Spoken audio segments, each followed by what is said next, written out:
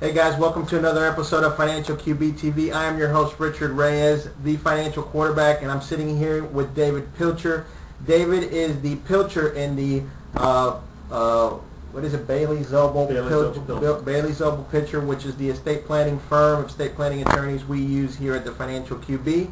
And the reason that he's here is because in the last, since the beginning of the year, 4 billionaires have died.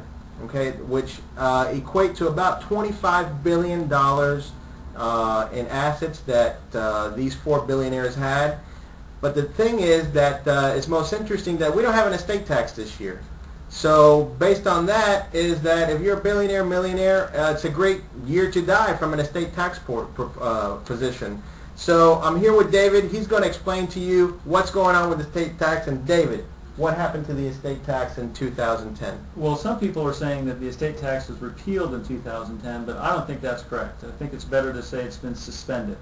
Doesn't matter how wealthy you are, if you pass away in 2010, there will be no estate tax consequences for your estate. There are some special rules about what happens to basis getting passed down to the heirs, but that's too technical for the discussion that we're going to have here. But the thing is that January 1st of 2011, estate tax does come back, but at a much lower level than we've enjoyed for the past few years. It comes back that your estate is taxable starting at $1 million on January 1st, 2011.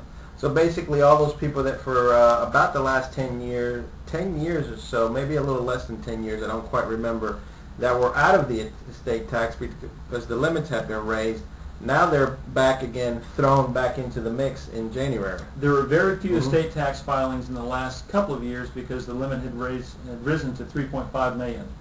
With it falling back to 1 million January 1 of 2011, we're going to see a lot more people being affected by having to pay estate tax. Is Congress doing anything about it? Well, they've got an incentive not to do anything about it because if they don't, if they let things stand as they are, then we'll go back to that $1 million level. There'll be a lot more people who are paying estate tax, and it'll be a big windfall for the government. If they do act, it would be in such a way that it would probably reduce the taxes that they would collect, and frankly, I don't think the government is interested in reducing their income in the near future. Of course, of course. I guess now for the regular lay people, and especially for those that thought, okay, well, I'm out of the estate tax problem. I'm going to be maybe kicked back into it next year. So there's a lot of questions. What should people really be doing? What should they be concentrating on this year? They need to really look at their current estate plan, and they need to look at their current estate. If they're in a situation where they have rather modest means, then it may not be necessary for them to make any major changes.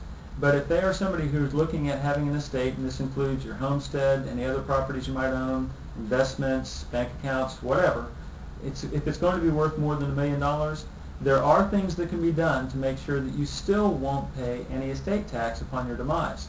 But you have to plan for it. If you don't plan for it, the tax is going to be due. There won't be any way to avoid it.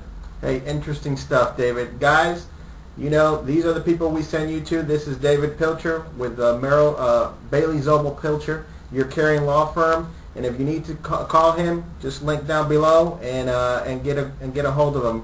And thanks for tuning in to Financial QB TV. Remember, create wealth, ignore Wall Street, and get on with your life.